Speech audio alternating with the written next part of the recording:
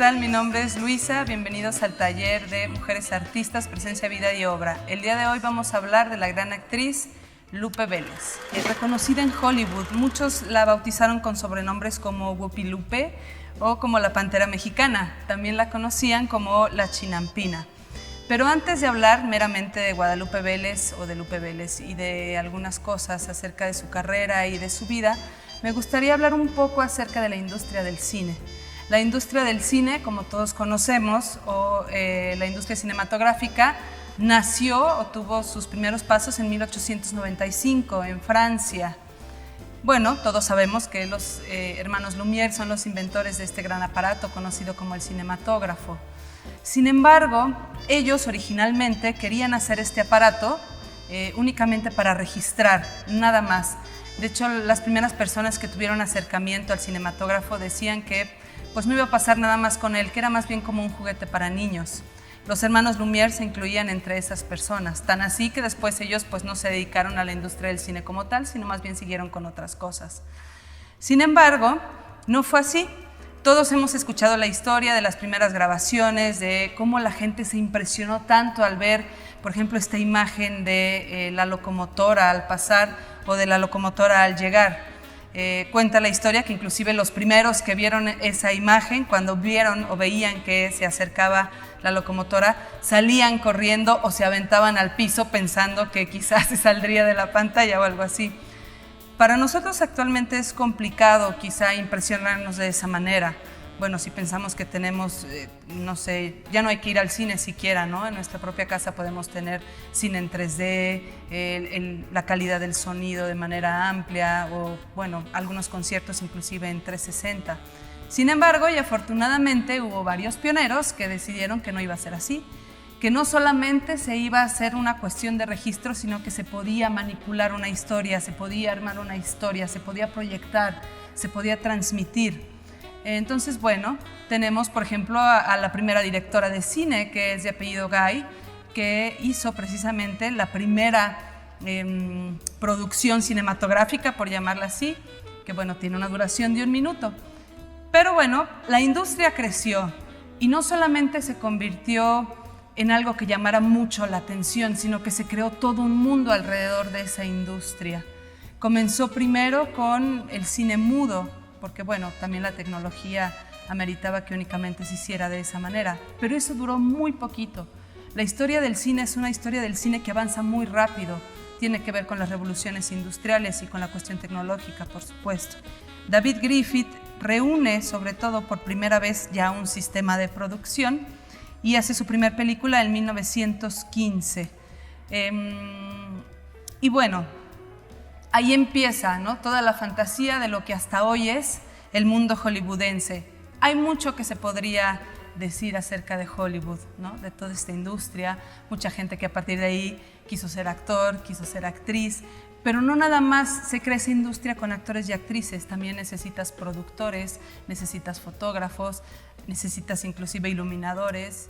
Por otra parte, mientras el cine se desarrollaba ya como industria, acá en San Luis Potosí nacía una niña que se llamaba María Guadalupe Villalobos Vélez. Nació en 1908 en San Luis Potosí y su familia habitaba nada más ni nada menos que uno de los barrios más populares que hay en San Luis Potosí, que es el barrio de San Sebastián. Bueno, ella desde muy pequeña muestra habilidades, que es lo que se dice siempre en todas las biografías, pero lo interesante aquí es que la familia paterna de Vélez era considerada una de las más prominentes en San Luis Potosí. De eso, o más bien por ello, tuvieron la facilidad de mandar a Guadalupe a estudiar a Texas. Para cuando cumple 15 años, Lupe Vélez, el papá de Lupe Vélez, que era un coronel, decide adjuntarse a la revolución o ser parte de la Revolución Mexicana, y esto hace que, por supuesto, la familia entre en crisis económica. Por lo que Vélez y bueno, sus hermanas decidieron pues comenzar a trabajar también de manera independiente para poder ayudar a la familia. Tuvo varios trabajos, entre ellos fue vendedora de un almacén, en fin. Hay toda esta fantasía también que se crea, ¿no?, en los orígenes de las actrices y de los actores de Hollywood, ¿no?, que tuvo un origen muy humilde, que después fue independiente, pero en este caso, más que fantasía, es una realidad, empezando porque no tenía un origen humilde, pero que después entra en esta recesión económica y no le queda de otra más que ponerse a trabajar, ¿no? En fin, eventualmente la familia se muda a México, y es ahí cuando, a la Ciudad de México, y es ahí cuando la misma mamá de Guadalupe presenta a Lupe y a su hermana con una cómica que se llamaba María Conesa, le decían la gatita blanca. Y es ahí cuando Guadalupe y su hermana comienzan pues a experimentar en el mundo del teatro de revista. Claro, acompañado de baile, de canto, en fin, y comienza a hacerse de una buena presencia. Hay quienes dicen que es una de las pioneras del mundo de las vedettes en México. Bien, Lupe Vélez, para el año de 1925, y ya con cierto renombre aquí en México, decide trasladarse a Texas. Se va a Texas y comienza a participar en varios espectáculos de variedades. También, bueno, como no cubría del todo la cuestión económica este trabajo, pues consigue trabajos alternos como asistentes de ventas, en fin. Un amigo de la familia, Woodward se apellidaba, recomienda a Lupe a otro actor, que era nada más que Richard Bennett. Y bueno, es gracias a él que comienza a tener sus primeros contactos en la industria cinematográfica. Comienza a tener trabajos o sigue con sus trabajos como bailarina o en el mundo del espectáculo, hasta que hay un productor de la Goldwyn Mayer que le habla y le dice que está interesado en que ella participe como extra en una película de quienes después serían, o bueno, ya en ese momento lo eran, pero después fueron más famosos, estos comediantes conocidos como El Gordo y el Flaco. Y es así como Lupe Vélez por primera vez tiene un papel, aunque bueno, es un papel de extra, en el cine mudo. A partir de ahí, Lupe Vélez comienza a ser llamada para diferentes pruebas. Cuenta la leyenda que en alguna ocasión un director le pidió para la prueba que se quitara los zapatos, cosa que a ella le indignó mucho y se fue inmediatamente del set. Dijo, esto es una falta de respeto, ¿cómo puedes pedir que me quite la ropa? Y se fue muy enojada. Y ese tipo de arranques son los que hacen que entre directores y entre esta industria del cine comiencen a hablar no solo del temperamento, sino de la personalidad y la presencia que Lupe Vélez puede proyectar. A partir de ahí comienza a tener una serie de papeles y para el año de 1929, trabaja y sigue las órdenes nada más ni nada menos que de David Griffith, quien fuera precisamente quien llevó el cine o quien trajo el cine a América. A partir de ahí hizo una serie de películas importantes, muy importantes, pero que eran todavía del cine mudo. Tenemos algunos títulos como El Gaucho, tenemos también Tiger Rose en 1929, y que bueno, la de Tiger Rose, tiene como característica que fue hecha para, digamos, sacar a luz o para sacar a flote a una estrella canina que era Rin Tin Tin. En fin. Como ese tipo de cosas o ese tipo de datos curiosos son los que podemos encontrar sobre todo en la carrera de Lupe Vélez, pero que no son tan reconocidos o no se habla tanto, lo que es una verdadera lástima. Otra cosa que es bien importante en la carrera de Lupe Vélez es que ella está y vive en carne propia esa transición del cine mudo al cine sonoro. Es decir, ya era reconocida en el cine mudo, pero también después, digamos que sobrevive a esta transición, y digo sobrevive porque hay que recordar que también muchos actores, cuando hay esta transición del cine mudo al cine sonoro, deciden claudicar. Muchos inclusive dicen que el cine va a perder y va a morir una vez que se vuelva sonoro. Y otra de las cosas que ella hace al pasar la transición es que no solamente colabora en el idioma inglés, sino que también hace el trabajo en el idioma en español, porque por supuesto, pues hablaba inglés y hablaba español. Entonces era una actriz que se convierte en una actriz muy completa. Es una actriz muy completa, no solamente es muy expresiva, sino que también colabora en esa otra parte del cine. En fin, para 1929 también Lupe Vélez conoce a un actor que yo creo que muchos conocen, muchos a los que son fans del cine, que es nada más ni nada menos que Gary Cooper. Para ese momento ya se había hablado de que Lupe Vélez tenía o había tenido romances con gente como Charles Chaplin o como Tom Mix o como el mismo Clark Gable. Sin embargo, fue con Gary Cooper con quien comienza, sí, ya digamos de manera oficial, una relación. Este amor fue uno de los amores más torridos y más famosos en esa época en Hollywood. Tan es así que decían que Gary estaba totalmente dominado por Lupe Vélez. Y es con él con quien comienza a pagar una casa en Beverly Hills. Pero este romance dura muy poco. Para 1933 conoce a otro actor de cine que es también muy famoso porque fue quien hizo el Tarzán cinematográfico por primera vez, que era Johnny Weissmuller. Y bueno, con Weissmuller se casa, con él sí tiene un matrimonio, que después, bueno, también tiene varias dificultades porque los dos eran famosos. Es decir, cuenta esta parte del romance para que veamos que la industria cinematográfica en ese sentido no ha cambiado tanto. Todavía hasta hoy estamos al pendiente de quién está con quién, de que si ya se casaron, de que si ya se divorciaron, todos los dramas que hay alrededor de estos matrimonios. Y el punto de traer a colación este tema es para darnos cuenta o para que contextualicemos que Lupe Vélez no era solamente una actriz a la que queremos sacar a flote porque era potosina o porque era de San Sebastián, sino porque creo que ha sido muy poco reconocida y vivió toda la vida de la industria de una estrella de Hollywood, cosa que tampoco es algo que salga mucho a colación, pero que en ese sentido sí quiero que imaginemos, o sea, que pensemos en Lupe Vélez como una actriz de esta industria. Para los años 40, para el año 44, Lupe Vélez decide regresar a México, comienza a vivir aquí en México y no solamente vuelve a vivir, sino que también incursiona en el cine mexicano. Otra cosa, bueno, no hizo tantas películas, también por la premura con la que falleció, pero hace 3 películas mexicanas. Hace inclusive una adaptación de la novela de Émile Zola, que se llama Naná, en 1943, y bueno, logra tener un éxito bastante aceptable. También hace otra película que es muy importante en la vida del cine mexicano, pero también, bueno, en la vida de Lupe Vélez, que fue La Sandunga. Y en esta película es donde conoce, bueno, nada más ni nada menos que a un actor que es muy famoso, que es Arturo de Córdoba.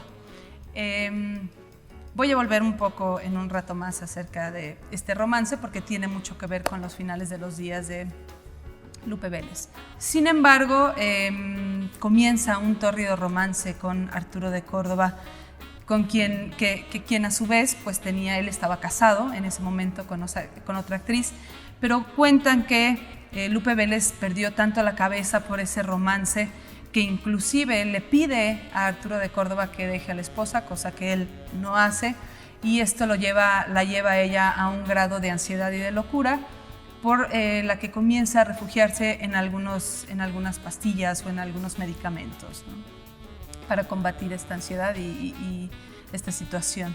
En alguna ocasión, Lupe Vélez, estando en un set buscando a Arturo de Córdoba, conoció a un joven que se llamaba Harald. Harald era un extra de actuación.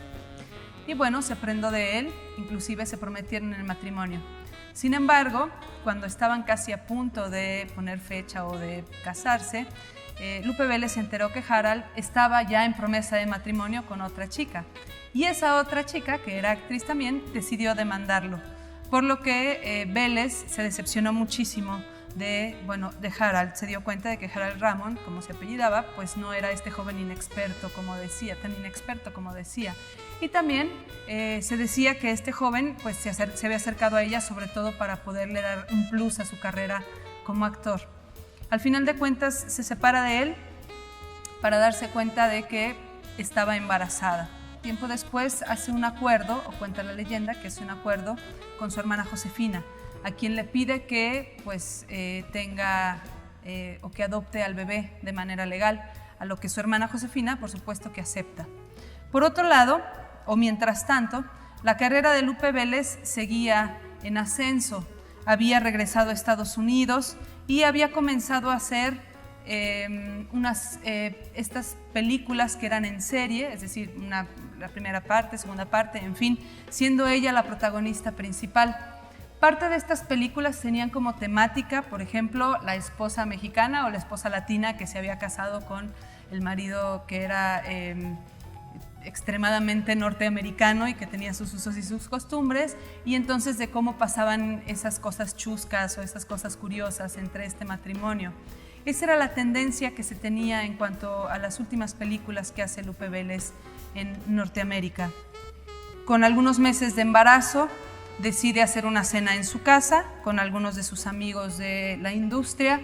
Decide que, bueno, los invita a cenar. Después de convivir un poco con ellos, decide subir a su cuarto, les dice que se va a retirar a dormir y al día siguiente la encuentran en su cama, tendida plácidamente y bueno, muerta, ¿no?